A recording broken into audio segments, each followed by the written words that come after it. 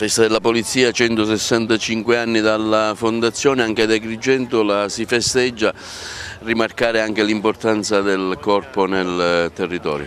Sì, anche quest'anno è il 165° anno dalla fondazione della Polizia di Stato, anche quest'anno festeggiamo e anche ad Agrigento, in tutte le province, e quindi anche qui.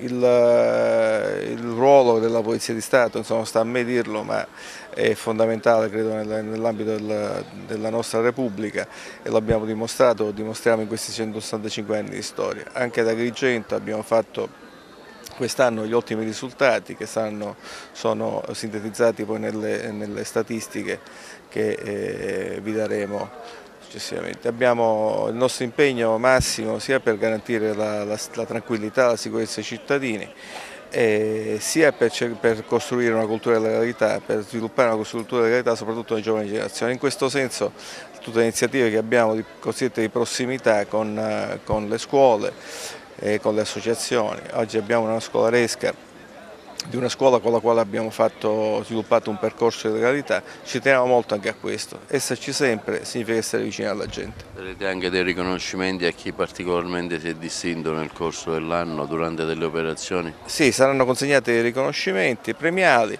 Quello che io sempre sottolineo è che è vero che premiamo alcuni che sono stati protagonisti di operazioni particolarmente importanti, ma questi premi non ci sarebbero stati se tutta la squadra, cioè tutti i poliziotti, non avessero contribuito. Anche quelli che quest'anno non sono premiati magari saranno premiati l'anno prossimo. C'è una tendenza alla diminuzione della presenza mafiosa nel territorio?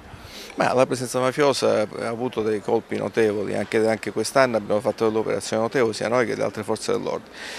È chiaro, rispetto agli anni passati c'è sicuramente una riduzione della forza delle organizzazioni mafiose, però questo non significa che si deve abbassare la guardia, manteniamo sempre alta la guardia e le indagini sono sempre in corso.